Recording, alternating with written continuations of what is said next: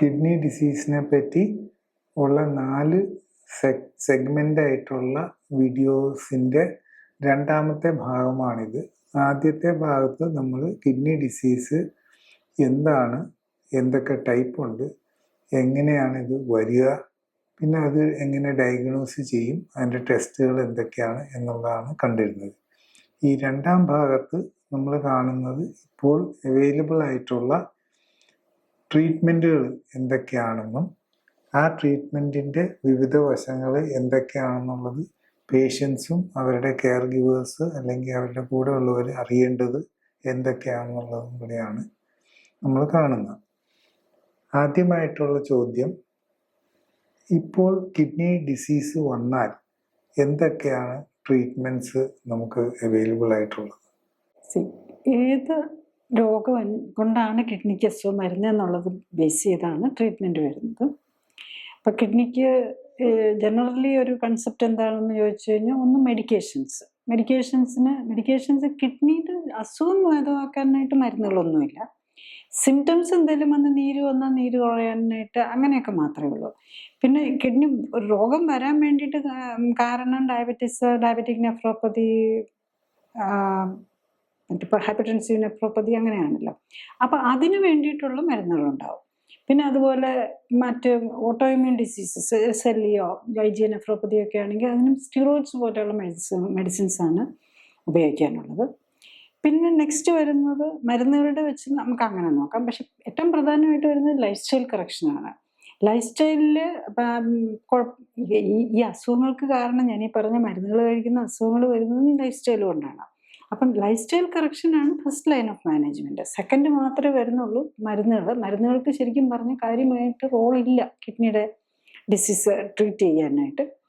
Next വരുന്ന ഒരു renal ഫെയിലിയറിലെത്തുമ്പം നീര് കുറയ്ക്കാൻ, അല്ലെങ്കിൽ ആസിഡോസിസ് വരുന്നതിന് വേണ്ടിയിട്ട് ബൈകാർബണേറ്റ് കൊടുക്കുക, അങ്ങനെയൊക്കെയുള്ള ചെറിയ, പിന്നെ ഫോസ്ഫേറ്റ് കൂടുവാണെങ്കിൽ ഫോസ്ഫേറ്റ് ബൈൻഡേഴ്സ് കൊടുക്കുക, അങ്ങനത്തെ ചെറിയ ചെറിയ കാര്യങ്ങളെ നമുക്ക് ചെയ്യാനുള്ളൂ. അതും ലേറ്റ് സ്റ്റേജിൽ. നെക്സ്റ്റ് ഉള്ളത് പിന്നെ ഡയാലിസിസ് ആണ്. അതായത് കിഡ്നി ഫെയിൽ ചെയ്തു, പിന്നെ നമുക്ക് ചെറിയ ഇങ്ങനത്തെ കാര്യങ്ങളൊക്കെ അതിന് ഡയാലിസിസിൻ്റെ ഒപ്പമാണ്. ക്രിയാറ്റിനിൻ കൂടി പൊട്ടാസ്യത്തിൻ്റെ ലെവൽ കൂടാനൊക്കെ തുടങ്ങിയാൽ അവിടെയും ലൈഫ് സ്റ്റൈലാണ് മെയിനായിട്ട് വരുന്നത്. കാരണം ഫുഡ് കൺട്രോളാണ്. കിഡ്നി ഫെയിലിയറിലേക്ക് പോയാൽ വെള്ളത്തിൻ്റെ അളവ് കുറയ്ക്കണം, പൊട്ടാസ്യം കുറയ്ക്കണം. അതിന് വേണ്ടിയിട്ട് എന്ത് കഴിക്കുന്നത് നമ്മൾ തിളപ്പിച്ചൂറ്റി ലീച്ച് ചെയ്യാന്ന് പറയും, അങ്ങനെ കഴിക്കണം. പിന്നെ പ്രോട്ടീൻ, ഫിഷും നോൺ പ്രോട്ടീനുള്ള ഫുഡുകളെല്ലാം കുറയ്ക്കണം. അങ്ങനെയാണ് അതിൻ്റെ റെസ്ട്രിക്ഷൻസ് വരുന്നത്. നെക്സ്റ്റ് വരുന്നത് റീനൽ ട്രാൻസ്പ്ലാന്റ് ആണ്. ഫൈനലി ഫെയിൽ ചെയ്ത് കഴിഞ്ഞാൽ അവസാനം പിന്നെ ട്രാൻസ്പ്ലാന്റ് ചെയ്യാന്നുള്ളത് മാത്രമേ വരുന്നുള്ളൂ. ട്രാൻസ്പ്ലാന്റ് ചെയ്ത് കഴിഞ്ഞാലും പ്രോബ്ലം, ഒന്ന് ട്രാൻസ്പ്ലാന്റ് ചെയ്യാൻ കിട്ടണം, രണ്ട് കിട്ടിക്കഴിഞ്ഞ് ചെയ്ത് കഴിഞ്ഞ് കഴിഞ്ഞാൽ നമുക്ക് അതിനെ റിജക്റ്റ് ചെയ്യാതിരിക്കാനായിട്ട് ലൈഫ് ലോങ് മെഡിസിൻ എടുത്തുകൊണ്ടിരിക്കണം. ആ കഴിക്കുന്ന മെഡിസിനും ചിലപ്പോൾ കിഡ്നിക്ക് ദോഷമായിട്ടും വന്നിരിക്കും. അപ്പം അതും കൂടെ ദോഷമൊന്നും വരാത്തവർക്കാണ് നമുക്ക് എക്സ്റ്റെൻഡഡ് ആയിട്ട് പിന്നെയും ഇത് കിട്ടുന്നത്. പിന്നെ ലേറ്റസ്റ്റ് ആയിട്ടെന്ന് പറയാൻ കാര്യമായിട്ടുള്ള ഡെവലപ്മെൻ്റ് ഒന്നുമില്ല. ഒൺലി തിങ്, ചില മരുന്നുകളൊക്കെ ഡയബറ്റീസിന് വേണ്ടിയിട്ട് എടുക്കുന്ന ഈ മരുന്ന്, ഇപ്പോൾ ചില ലേറ്റസ്റ്റ് മെഡിസിൻ എടുത്തു കഴിഞ്ഞാൽ അത് കുറച്ചുകൂടി കിഡ്നി പ്രൊട്ടക്റ്റീവ് ആണെന്ന് പറയും. അതുപോലെ ചില BP-യുടെ മരുന്നുകൾ, അതേ ഉള്ളൂ. അതിലൊന്നും പക്ഷെ കാര്യമായിട്ട് ഒരു ബെനിഫിറ്റ് ഇല്ല. കാരണം എല്ലാ മരുന്നുകളും കിഡ്നിക്ക് ദോഷം തന്നെയാണ് ഫൈനലി ചെയ്യുക. ഇപ്പം അങ്ങനെ വരുമ്പോൾ ശരിക്കും പറഞ്ഞാൽ ഇപ്പോൾ നമ്മളുടെ കിഡ്നിക്ക് ഒരു പ്രോബ്ലം ഉണ്ട്, കിഡ്നി ഡിസീസിൻ്റെ തുടക്കമാണ് എന്ന് അറിഞ്ഞു കഴിയുമ്പോൾ സാധാരണ ഒരു പേഷ്യൻ്റ് ഹോസ്പിറ്റലിൽ ചെന്ന് അതിനുള്ള മരുന്നാണ് പ്രതീക്ഷിക്കുന്നത്. അപ്പം അങ്ങനെ പ്രതീക്ഷിക്കുന്ന ഒരു പേഷ്യൻറ്റിന് എന്താണ് മരുന്നുകളെ പറ്റി മനസ്സിലാക്കേണ്ടത് കിഡ്നി ഡിസീസിൻ്റെ കാര്യത്തിൽ? മരുന്നുകളെല്ലാം നമ്മുടെ ബോഡി മരുന്നുകളെ കാണുന്നത് മരുന്നായിട്ടല്ല, ശരിക്കും ടോക്സിനായിട്ടാണ് കാണുന്നത്. നമുക്ക് ബോഡിക്ക് വേണ്ടതാകെ ന്യൂട്രിയൻസ് മാത്രമേ ഉള്ളൂ. വെള്ളം, ഓക്സിജൻ, അറൗണ്ട് 57 ന്യൂട്രിയൻസ് ഉണ്ട്. അത് മാത്രമേ നമ്മുടെ ബോഡിക്ക് വേണ്ടുള്ളൂ. ബാക്കിയുള്ള എന്തിനെ കണ്ടാലും നമ്മുടെ ബോഡി എന്ന് പറയുമ്പോൾ നമ്മുടെ ഓൾമോസ്റ്റ് 50 ട്രില്യൺ സെൽസ് ആണ്. ആ സെൽസ് എല്ലാം കാണുന്നത് മറ്റുള്ള എല്ലാ സാധനവും ടോക്സിനായിട്ടാണ്. അപ്പം ഈ ബേസിക്കലി ഈ മെഡിക്കേഷൻസ് നമ്മൾ ഡോക്ടേഴ്സിൻ്റെ അടുത്ത് പോകുമ്പോൾ എല്ലാവരും എക്സ്പെക്ട് ചെയ്യുന്ന എനിക്ക് മരുന്ന് ഇപ്പം രോഗികളെല്ലാം കരുതും എല്ലാത്തിനും മോഡേൺ മെഡിസിൻ അങ്ങ് ഒത്തിരി പുരോഗമിച്ചു, എല്ലാത്തിനും ട്രീറ്റ്മെൻറ്റ് ഉണ്ടെന്നുള്ള ഒരു ചിന്തയാണ് എല്ലാവർക്കും ഉള്ളത്. പക്ഷേ അത് ശരിയല്ല. അതാണ് ആദ്യമായിട്ട് മനസ്സിലാക്കേണ്ടത്.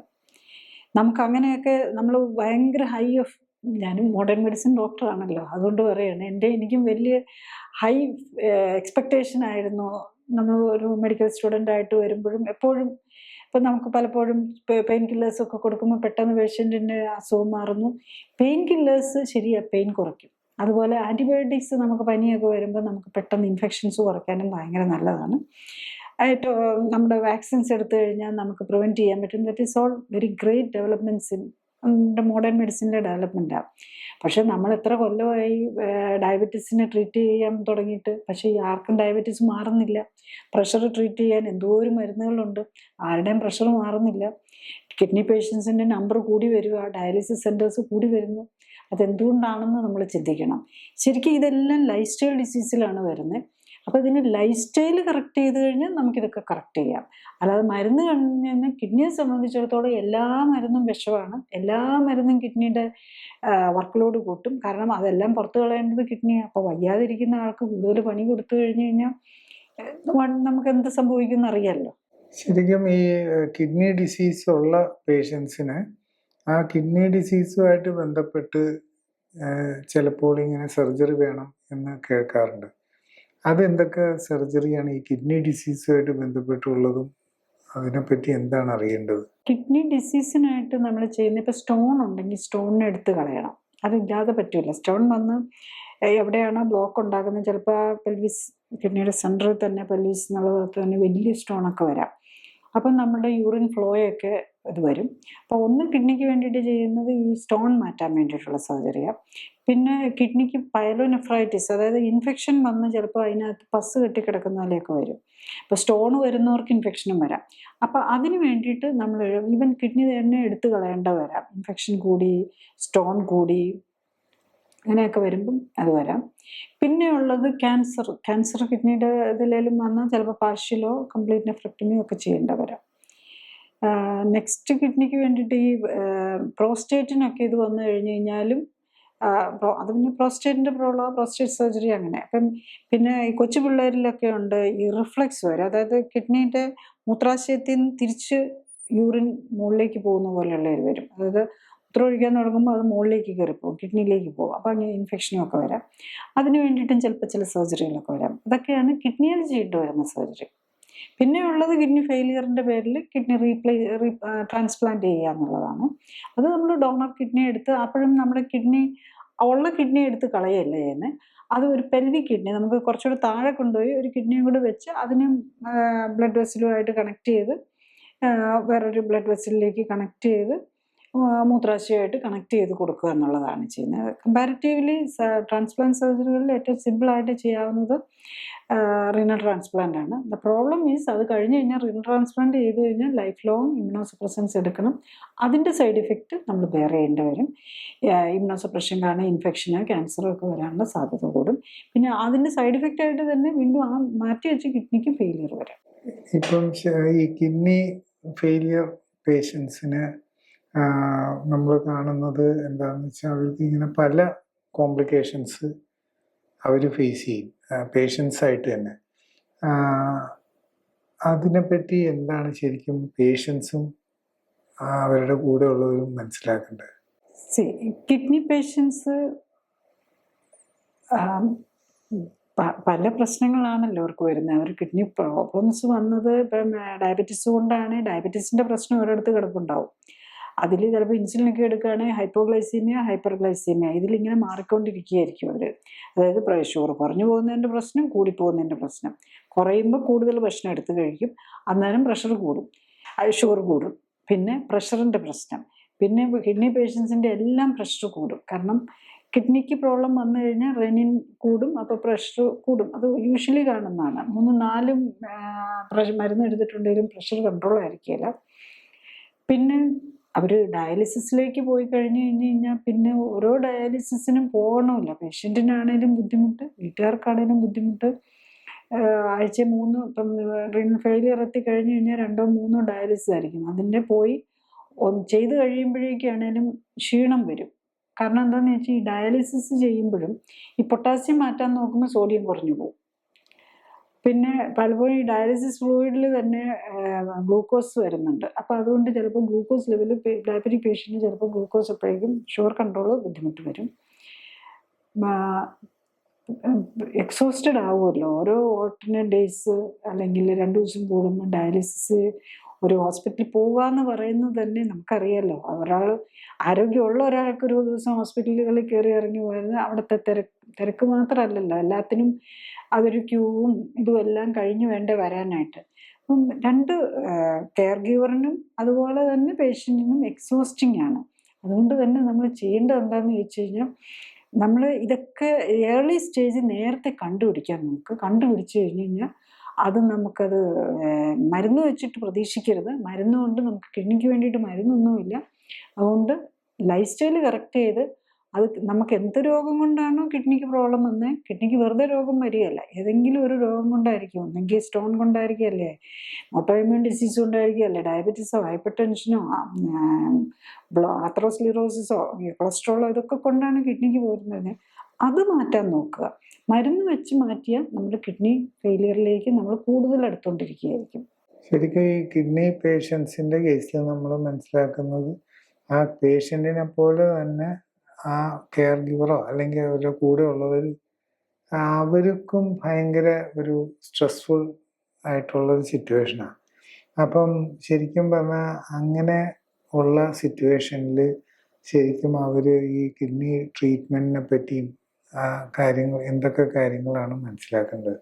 നമുക്ക് കിഡ്നിക്ക് പ്രോബ്ലം ഉണ്ടെന്ന് അറിഞ്ഞു കഴിഞ്ഞ് കഴിഞ്ഞാൽ അത് ലൈഫ് സ്റ്റൈൽ കറക്ഷനിലൂടെ മാറ്റാൻ നോക്കുക.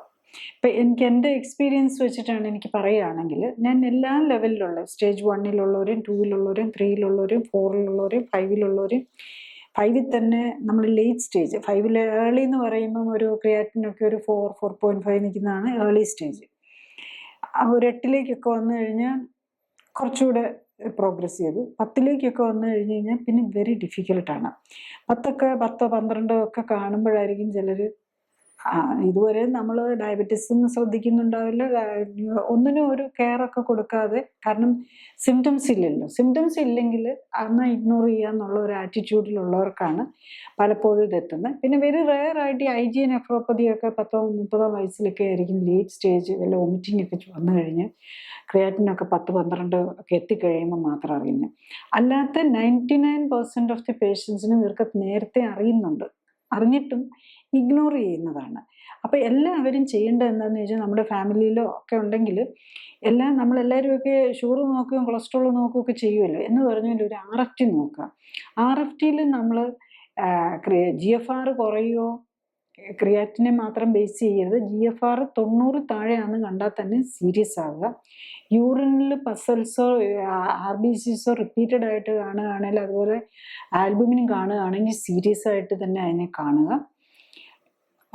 പിന്നെ സ്റ്റോൺ വരികയാണെങ്കിൽ റിപ്പീറ്റഡ് ആയിട്ട് ഒരു പ്രാവശ്യം സ്റ്റോണിന് ലിത്തോട്രിപ്സി സർജറി ഒക്കെ ചെയ്തു, അതും ഇനി വരാതിരിക്കാൻ എന്താണ് ചെയ്യേണ്ടതെന്നുള്ളത് നോക്കുക.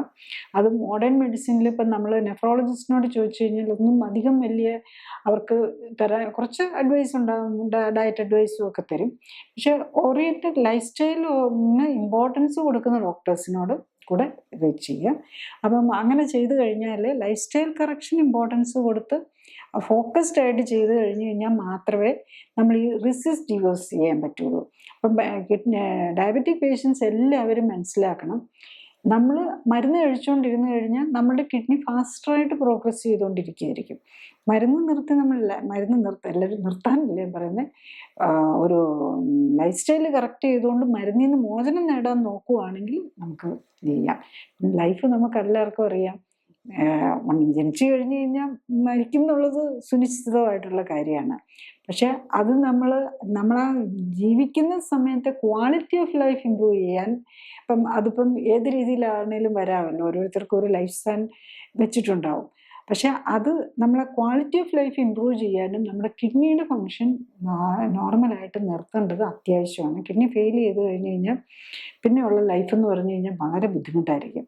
അതുകൊണ്ട് തന്നെ കിഡ്നിയുടെ ഹെൽത്ത് ശ്രദ്ധിക്കാനായിട്ട് നോക്കുക.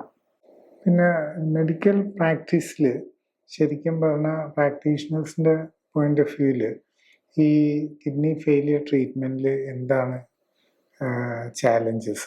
കിഡ്നി ഫെയിലിയറിന് നമുക്ക് കാര്യമായ ഒരു മരുന്നോ കൊണ്ടൊന്നും ചെയ്യാനില്ല.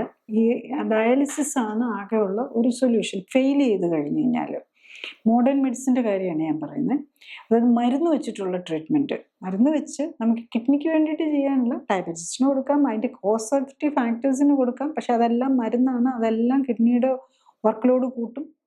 പിന്നെ ഫൈനലി ഡയാലിസിസ് കൊടുക്കാം, പിന്നെ ട്രാൻസ്പ്ലാന്റിനെ കുറിച്ച് ചിന്തിക്കാം. വേറെ ഒന്നും ചെയ്യാനില്ല ബേസിക്കലി. അപ്പം അതുകൊണ്ട് മരുന്ന് മോഡേൺ മെഡിസിന് നമുക്ക് ഒത്തിരി പൈസ ഉണ്ടാവുമോ, എനിക്ക് കിഡ്നി ഫെയിൽ ചെയ്താലും കുഴപ്പമൊന്നുമില്ല, ഞാൻ ഒരു റീനൽ ട്രാൻസ്പ്ലാന്റ് ചെയ്യും. ഇപ്പം റിലേറ്റീവ്സ് മാത്രമേ അതിന് തരാൻ ആൾ വേണം. ലീഗലി ശരിക്കും പറഞ്ഞു കഴിഞ്ഞാൽ ക്ലോസ് റിലേറ്റീവ്സിന് മാത്രമേ നമുക്ക് ഡൊണേറ്റ് ചെയ്യാനുള്ള പ്രൊവിഷനുള്ളൂ. പക്ഷേ അല്ലാതെയും ഒക്കെ പൈസ കൊടുത്തും ഒക്കെ മേടിക്കാമെന്നൊക്കെ കരുതിയാൽ പോലും നമ്മൾ ഓർക്കണം, അല്ലെങ്കിൽ അതുപോലെയുള്ള രീതിയിലൊക്കെ മാനേജ് ചെയ്യാമെന്ന് കരുതിയാൽ പോലും നമ്മൾ മനസ്സിലാക്കേണ്ട ഒരു കാര്യമുണ്ട്. അത് കഴിഞ്ഞാലും നമ്മൾ ഈ ഇമ്യൂണോസപ്രസൻസ് എടുക്കണം, അതും നമുക്ക് ദോഷം ചെയ്യും. അതുകൊണ്ട് കിഡ്നിക്ക് നമ്മൾ പൈസ ഉണ്ട്, എനിക്ക് ട്രീറ്റ്മെൻറ്റ് കൊണ്ട് ചെയ്യാമെന്നൊന്നും കരുതിയിട്ട് കാര്യമില്ല. ഡയാലിസിസിന് പൈസ ഉണ്ടാവും.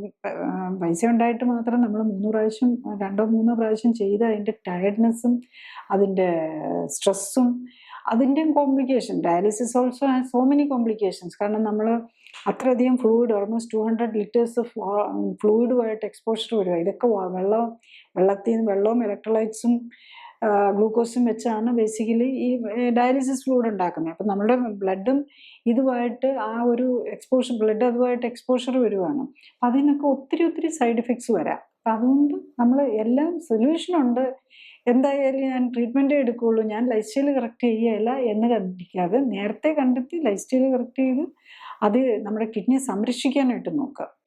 അപ്പം ശരിക്കും നമ്മളുടെ പൊതുവെ നമ്മൾ പറയുകയാണെങ്കിൽ ഈ കിഡ്നി ഡിസീസ് പറ്റി അത് മനസ്സിലാക്കി തരുന്നതിനും പിന്നെ അതേസമയം അതിൻ്റെ റിവേഴ്സലിനെ പറ്റി അല്ലെങ്കിൽ അത് മാനേജ് ചെയ്യുന്നതിനെ പറ്റി നമുക്ക് എന്തായിരിക്കും ഡോക്ടറിന് പറയാനുള്ളത്? ഞാൻ ചെയ്യുന്ന രീതിയും ഒരു നെഫ്രോളജിസ്റ്റ് ആണല്ലോ കിഡ്നിയുടെ സ്പെഷ്യലിസ്റ്റ്, സർജൻ ആണെങ്കിൽ യൂറോളജിസ്റ്റ് ആണ് സർജൻ. അവരുടെ ഒരു കൺസെപ്റ്റോ അല്ലെങ്കിൽ അവരുടെ ഒരു ഐഡിയോളജിയോ അല്ല ഇതിനകത്ത് വരുന്നത്. ഇപ്പം എൻ്റെ എക്സ്പീരിയൻസിൽ നിന്നാണ് ഞാൻ പറയുന്നത്. ബേസിക്കലി ഇപ്പം നമ്മൾ ഒരു മെഡിക്കൽ ബുക്സ് നോക്കിയാലോ അല്ലെങ്കിൽ നെറ്റിൽ സെർച്ച് ചെയ്താലോ ഒന്നും ഈ രീതിയിലായിരിക്കുകയല്ല നമുക്ക് ആർക്കും കിട്ടുന്നൊരു റെസ്പോൺസ്. ഇപ്പം എൻ്റെ എക്സ്പീരിയൻസിൽ നോക്കിയാൽ നമ്മൾ ഏത് കാരണം കൊണ്ട് വന്നതാണേലും, ഡയബറ്റീസ് ആണെങ്കിലും ഹൈപ്പർ ടെൻഷൻ ആണെങ്കിലും നെഫ്രോപ്പതി ആണെങ്കിലും SLE ആണെങ്കിലും ഏതാണേലും കിഡ്നി ഡിസീസിന് കാരണമായത്, ഈവൻ ഫാമിലിയൽ പോളിസിസ്റ്റിക് ഡിസീസ് ആണെങ്കിലും നേരത്തെ വരികയാണെങ്കിൽ, അതായത് ഒരു സ്റ്റേജ് 1 or 2 ആണെങ്കിൽ മിക്കവാറും GFR 90ക്ക് മുകളിലേക്ക് കൊണ്ടുപോകാം. 60ക്ക് താഴെ, അതായത് സ്റ്റേജ് 3 എത്തിയതാണെങ്കിൽ അത് മിക്കവാറും സ്റ്റേജ് 2ലേക്കെങ്കിലും എത്തിക്കാൻ പറ്റും. ഈവൻ ഡയബറ്റിക് പേഷ്യൻസൊക്കെ സ്റ്റേജ് 3 എത്തിയവരുടെ കംപ്ലീറ്റ് റിവേഴ്സ് ചെയ്യാൻ പറ്റിയിട്ടുള്ളവരുമുണ്ട്. പിന്നെ സ്റ്റേജ് 4 എത്തിയാലും മിക്കവാറും സ്റ്റേജ് 3ലേക്ക് കൊണ്ടുവരാൻ പറ്റിയെന്നിരിക്കും. സ്റ്റേജ് 5 എത്തി ഏർലി സ്റ്റേജ് ആണെങ്കിൽ ചിലപ്പം സ്റ്റേജ് 4ലേക്ക് കൊണ്ടുവരാൻ പറ്റിയെന്നിരിക്കും. ലേറ്റ് സ്റ്റേജ് ആണെങ്കിൽ ഒരു സിംറ്റം ഫ്രീ ആണെങ്കിൽ, അതായത് ഇപ്പോൾ ഛർദിലൊക്കെ വന്ന് തീരെ വയ്യാത്ത ഒരു പേഷ്യൻറ്റിന് ലൈഫ് സ്റ്റൈൽ ചെയ്യാൻ, അതായത് ബേസിക് എക്സസൈസ് ചെയ്യാനും ഫുഡ് നോക്കാനും ഉള്ള ഒരു ശേഷി വേണം. അപ്പോൾ നമ്മൾ സ്റ്റേജ് 3 എത്തുമ്പോഴേക്കും തന്നെ നമ്മൾ ഫുഡിൽ റെസ്ട്രിക്ഷൻ വരും, പ്രോട്ടീനൊക്കെ കുറയ്ക്കേണ്ടി വരും. സ്റ്റേജ് 4ലേക്ക് വരുമ്പോൾ വീണ്ടും കുറയ്ക്കേണ്ടി വരും, പൊട്ടാസ്യം കുറയ്ക്കേണ്ടി വരും. മറ്റേതിലാണെങ്കിലും പൊട്ടാസ്യത്തിൻ്റെ അളവൊക്കെ കുറയ്ക്കേണ്ടി വരും. അപ്പം നമ്മൾ ഈ ലൈഫ് സ്റ്റൈൽ കറക്ഷൻ കൊണ്ട് ഉദ്ദേശിക്കുന്നത് എന്താണെന്ന് വെച്ചാൽ നമ്മൾ കിഡ്നി റിപ്പയർ ചെയ്യാനാണ്. റിപ്പയർ ചെയ്യണമെങ്കിൽ ന്യൂട്രീഷൻ വേണം, പ്രോട്ടീനും അമിനോ ആസിഡ്സും എല്ലാം ഉണ്ടെങ്കിൽ മാത്രമേ പറ്റുള്ളൂ. ഈവൻ കിഡ്നിക്ക് പേഷ്യൻസിന് പ്രഷറാണ് ഒരു മെയിൻ പ്രോബ്ലം. അപ്പോൾ പ്രഷർ കറക്റ്റ് ചെയ്യാനായിട്ട് സോഡിയം പൊട്ടാസ്യം ബാലൻസ് ആണ് കറക്റ്റ് ചെയ്യേണ്ടത്. സോഡിയം പൊട്ടാസ്യം ബാലൻസ് കറക്റ്റ് ചെയ്യണം. അപ്പം നമുക്ക് പൊട്ടാസ്യം ഉപയോഗിക്കാൻ പറ്റില്ല, പൊട്ടാസ്യം തീരെ കുറയ്ക്കേണ്ടി വരും. അപ്പം നമ്മൾ കിഡ്നി ഫങ്ഷൻ ഡിറ്ററിയേറ്റ് ചെയ്യുന്നതിനനുസരിച്ച് നമ്മുടെ റിപ്പയർ പോസിബിലിറ്റി കുറഞ്ഞു വരും. അതിന് കാരണം നമ്മൾ ലൈഫ് സ്റ്റൈൽ കറക്റ്റ് ചെയ്യാനും ഇതിനെല്ലാം ഉള്ള പോസിബിലിറ്റി കുറയുക. പിന്നെ തീരെ വീക്കായി പോകും, അപ്പം എക്സസൈസ് ചെയ്യാൻ പറ്റില്ല. അങ്ങനെ നമ്മൾ എത്ര നേരത്തെ കണ്ടുപിടിക്കുന്നോ അതനുസരിച്ച് റിവേഴ്സ് ചെയ്യാനും കുറച്ച് ഒരു ലെവലിലേക്ക് കൊണ്ടുവരാനും പിന്നെ അത് സ്റ്റേബിളാക്കി കൊണ്ടുപോകാനും പറ്റും. പിന്നെ 90% നമ്മൾ എല്ലാ പേഷ്യൻസിനും തന്നെ ഏത് സ്റ്റേജിലുള്ളവർ, ഞാൻ പറഞ്ഞ ലേറ്റ് സ്റ്റേജ് 5 അല്ലാത്തവർക്കൊക്കെ തന്നെ കംഫർട്ടബിൾ ആക്കാൻ പറ്റും. പിന്നെ നേരത്തെ ഉള്ളവർക്കൊക്കെയാണ് എല്ലാം മെഡിക്കേഷനിൽ നിന്ന് മാറാൻ പറ്റും. അതായത് ഡയബറ്റീസ്, ഹൈപ്പർ ടെൻഷൻ, കൊളസ്ട്രോൾ, ഹാർട്ടിന് ഇതൊക്കെ കഴിക്കുന്ന മരുന്നുകൾക്ക് മിക്കവാറും പേർക്കും ഇതിനെ മന്ത് തന്നെ മാറ്റാൻ പറ്റും. അപ്പം തന്നെ കിഡ്നിക്ക് ഭയങ്കര ആശ്വാസമായി. അപ്പം മരുന്നില്ലാതെ തന്നെ പ്രഷറും ഷുഗറും കൊളസ്ട്രോളും എല്ലാം കൺട്രോൾഡ് ആവണം. എന്നാൽ മാത്രമേ നമുക്ക് ഒരു ബെറ്റർ കിഡ്നിയെ സംരക്ഷിക്കാൻ പറ്റുള്ളൂ. ഇതോടുകൂടി നമ്മളുടെ സെക്കൻഡ് സ്റ്റേജ് നമ്മളുടേത് അവസാനിക്കുകയായി. അപ്പോൾ ഇതിൽ നിന്ന് നമ്മൾ ഒരു കാര്യം മനസ്സിലായത്, ഈ ബെസ്റ്റ് ട്രീറ്റ്മെൻറ്റ് എന്നും പറഞ്ഞ് കിഡ്നി ഡിസീസിൻ്റെ കാര്യത്തിൽ അന്വേഷിച്ച് നടക്കുമ്പോൾ നമ്മൾ സ്വയം ജീവിതശൈലി തിരുത്തിക്കൊണ്ട് എങ്ങനെയാണ് ഏത് ട്രീറ്റ്മെൻ്റ് ആണെങ്കിലും അത് കൂടുതൽ യൂസ്ഫുൾ ആക്കുവാൻ സാധിക്കുക എന്നുള്ളത് മനസ്സിലാക്കേണ്ടത് അനിവാര്യമാണ്. കൂടാതെ നമ്മൾ ഏറ്റവും ഇമ്പോർട്ടൻ്റ് ആയിട്ട് ലൈഫ് സ്റ്റൈല് കറക്ഷൻ്റെ റോള് കിഡ്നി ഡിസീസിൽ എത്രമാത്രം വലുതാണ് എന്നുള്ളത് മനസ്സിലാക്കാനായിട്ട് ശ്രമിക്കുകയും ചെയ്യണം. അടുത്ത സെക്ഷനിൽ നമ്മൾ ഈ കിഡ്നി ഡിസീസിൻ്റെ കാര്യത്തിൽ കൂടെ വരുന്ന അസുഖങ്ങളും കിഡ്നി ഡിസീസ് കാരണം വരുന്ന കോംപ്ലിക്കേഷൻസും ജീവിതശൈലിക്ക് എത്രമാത്രം അതിൽ ഇമ്പ്രൂവ്മെൻറ്റ്സ് ഉണ്ടാക്കാൻ സാധിക്കും എന്നുള്ളതുമായിരിക്കും നമ്മൾ കാണുക. നന്ദി, നമസ്കാരം.